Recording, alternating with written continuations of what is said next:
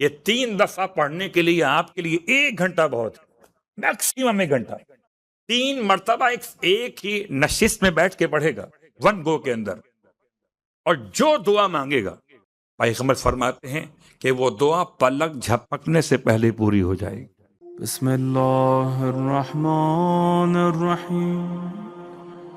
کہ شیطان ہر ایک کو اس کے انداز سے بہکاتا ہے، ہر ایک کو اس کے انداز سے، کوئی ذاکر ہو، کوئی عالم ہو، خطیب ہو، کوئی نمازی ہو، پرہیزگار ہو، روزہ گزار ہو، کوئی قاری قرآن ہو، کوئی تاجر ہو، کوئی طالب علم ہو، ہر ایک کو اس کے اعتبار سے، اس کے مزاج کے لحاظ سے بہکاتا ہے۔ تو شیطان نے حضرت آدم کو کیسے بہکایا؟ کہ میں آپ کو بتاتا ہوں، خاص راز کی بات ہے، خدا نے اس لیے منع کیا ہے۔ اب چونکہ حضرت آدم یہ تو جانتے ہیں نا کہ شیطان پرانا فرشتوں میں بیٹھنے والا ہے، اس لیے منع کیا کہ اگر آپ نے یہ پھل کھا لیا تو آپ ہمیشہ کے لیے فرشتے بن جائیں گے، یا ہمیشہ کے لیے جنت میں رہ جائیں گے، اور خدا آپ کو زمین پر بھیجنا چاہتا ہے تو کھا لیجئے۔ اور میں تو قسم کھاتا ہوں آپ کے لیے کہ میں آپ سے نصیحت کر رہا ہوں، آپ سے بڑی محبت ہے مجھے۔ نصیحت کسے کی جاتی ہے؟ ایک لہجے کے لیے حضرت آدم دشمنی بھول گئے کہ شیطان ہی واحد تھا جس نے سجدے سے انکار کیا تھا، اور اس کی باتوں میں آ گیا۔ اور جیسے ہی آپ نے وہ خوشے گندم کو نوش کیا تو آپ کے لباس جنت آپ کے بدن سے الگ ہو گئے۔ اب ایک پیغام یہ بنا کہ اگر خدا اپنی جنت میں بلانا چاہتا ہے تو لباس کی اہمیت، بدن کے چھپانے کی بڑی اہمیت۔ جو لباس انسان سے دور کر رہا ہے وہ معاشرہ جنت کا تو ہو سکتا ہی نہیں۔ جنت میں کل بھی با لباس لوگ تھے، اور جب جائیں گے تو لباس سے محبت کرنے والے ہی جائیں گے، لباس ظاہر ہو، لباس باطن ہو۔ لباس ظاہر تو اپنے بدن کو چھپانا، جو چھپانا واجب ہے، اور لباس باطن تقوی پروردگار۔ صلوات پڑھیں محمد وآل محمد۔ اور اب پروردگار نے حضرت آدم کو بھی، حضرت حوا کو بھی، اور شیطان کو بھی، ان تمام کو نکال دیا۔ شیطان تو نکلا خدا کی بارگاہ سے راندے درگاہ ہو کر، اور انہیں اتارا زمین کے اوپر۔ اب روایت امام صادق علیہ السلام کے اعتبار سے یہ جنت کہاں پر؟ آپ کو تو معلوم ہے کہ دنیا میں جنت ہے کہ نہیں؟ روضۃ من ریاض الجنہ، یہاں پر ہے کہ نہیں؟ اللہ کے رسول کے حرم میں، جنت البقیع میں، جنت المالا میں، مسجد کوفہ میں، نجف اشرف میں، کاظمین و سامرہ اور مشہد میں، اور کربلا تو پوری کی پوری جنت ہے۔ جب کربلا پوری کی پوری جنت ہے تو کوئی جنت تھی جہاں آدم رہے تھے؟ اب اللہ نے جو لفظ کو استعمال کیا کہ نیچے اتر جاؤ، تو نیچے اترنے کا مطلب مکان سے یا مقام سے، مقام سے۔ اب تک یہاں رہ رہے تھے، کھانا پینا فری مل رہا تھا، تو اس مقام سے نیچے اتر جاؤ۔ مثال دیتا ہوں آسان سی، مکان اور مقام میں کیا فرق ہے؟ امام بارگاہ علی رضا، جب آپ آتے ہیں تو اوپر سیڑھیاں چڑھ کے یہاں تک آتے ہیں، جب واپس جاتے ہیں تو دونوں کام ہو جاتے ہیں۔ آپ مکان سے بھی اتر جاتے ہیں اور مقام سے بھی اتر جاتے ہیں۔ کیا مطلب؟ فرش عزا سے فرش پہ آ جاتے ہیں اور بلندی سے نیچے آ جاتے ہیں۔ لیکن حضرت آدم والے کیس میں یہ بلندی سے اترنا نہیں ہے، جنت اوپر نہیں تھی، یہ بالکل ایسے جیسے کوئی باغ سے باہر نکل جائے۔ صلوات پڑھیں محمد وآل محمد۔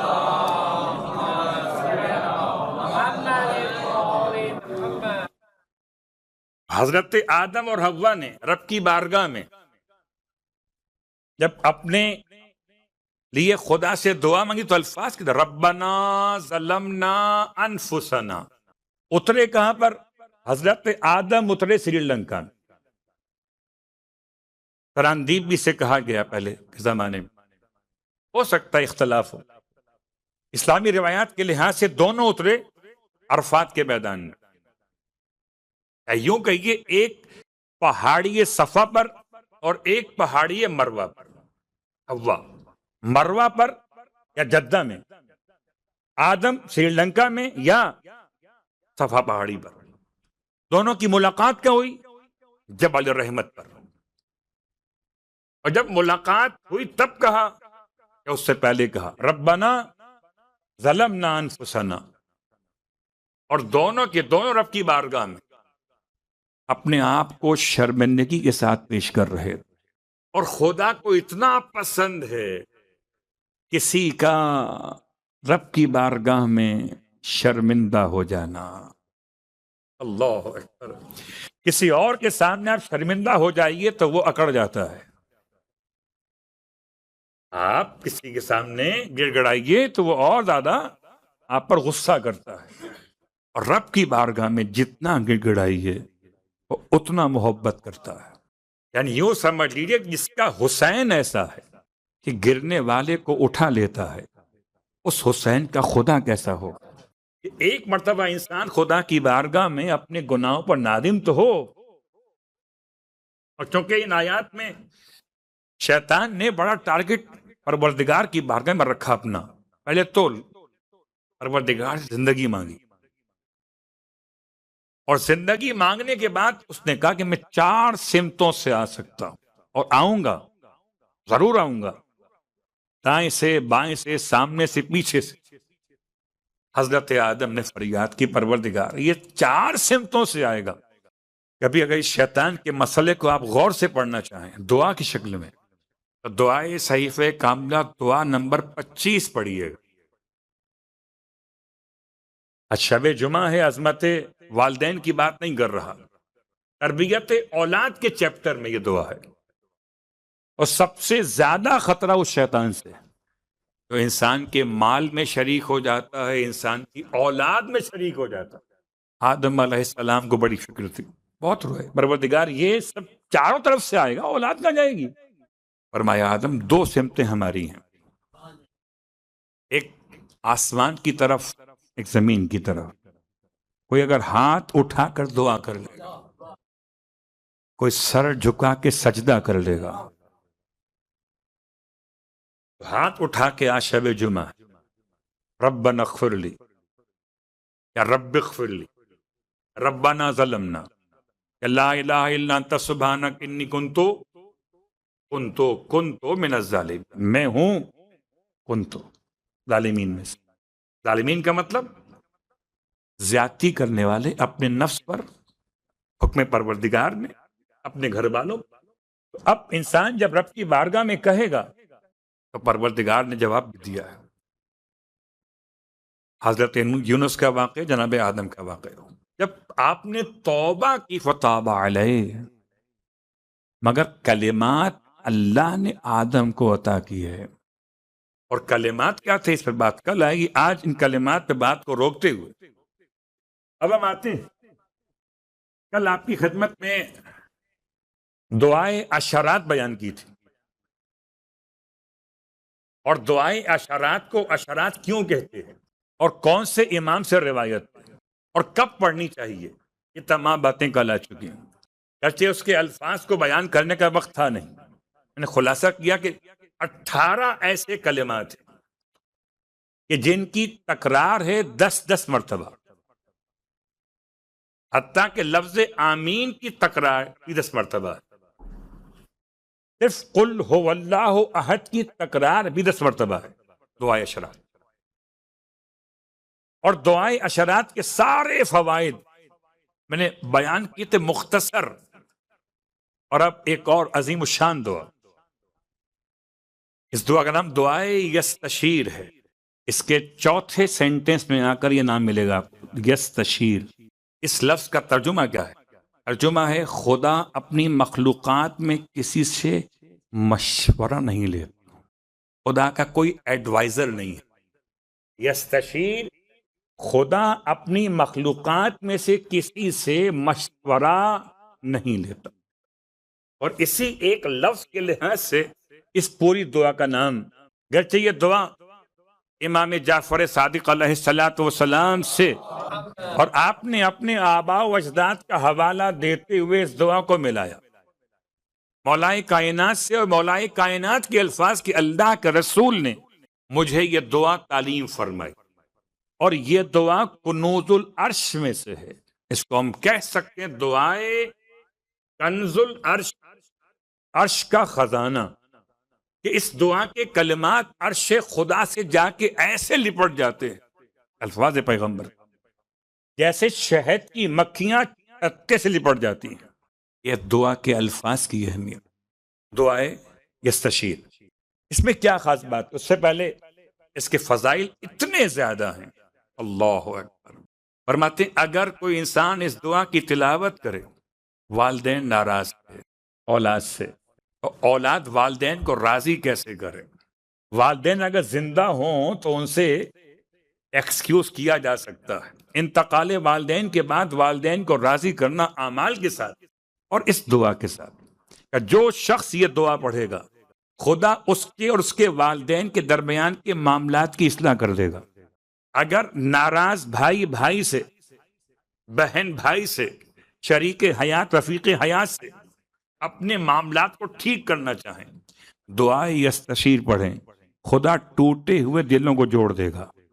دعائے یستشیر کی کیا برکت؟ فرماتے ہیں اگر 3 دفعہ ایک ہی نشست میں بیٹھ کے پڑھیں گے، بہت طویل نہیں ہے یہ، 3 دفعہ پڑھنے کے لیے آپ کے لیے 1 گھنٹہ بہت ہے، میکسیمم 1 گھنٹہ۔ 3 مرتبہ ایک ہی نشست میں بیٹھ کے پڑھے گا، 1 گو کے اندر، اور جو دعا مانگے گا پیغمبر فرماتے ہیں کہ وہ دعا پلک جھپکنے سے پہلے پوری ہو جائے گی۔ دعائے یستشیر فرماتے ہیں اگر مقروض سے پڑھے تو قرضہ ادا ہو جائے، بیمار کے سرہانے پڑھے شفا مل جائے، اور اگر خاتون کی ڈیلیوری کے لیے پرابلمز ہو رہی ہوں تو اس دعا کی برکت سے خدا اس کی تمام مشکلات کو آسان کر دیتا ہے۔ واقعاً ایک کے بعد ایک اس دعا کی برکتیں، اور سوال کرنے والے ایک نہیں ہیں۔ اس دعا کے بارے میں کچھ سوال مولائے کائنات نے کیے، کچھ سوالات ابی بن کعب الانصاری نے کیے، اور کچھ سوالات جناب سلمان محمدی نے کیے، اور پیغمبر نے ہر ایک کے جواب میں دعا کے فضائل کو بیان کرنا شروع کیا۔ اتنے فضائل بیان کیے، فرماتے مجھے خوف ہے کہیں لوگ عمل نہ چھوڑ دیں اس دعا کو تھامنے کے بعد۔ اگر کوئی انسان گناہ کبیرہ کرنے کے بعد دعا پڑھ لے تو خدا اس کے گناہ کبیرہ بخش دیتا ہے۔ ارشاد فرماتے ہیں اللہ کے رسول کہ یہ اگر پڑھو گے تو پروردگار تمہارے اور اس کے درمیان اور تمہارے اور بندوں کے درمیان جتنے معاملات گناہ کے ہیں سب کی اصلاح کر دے گا۔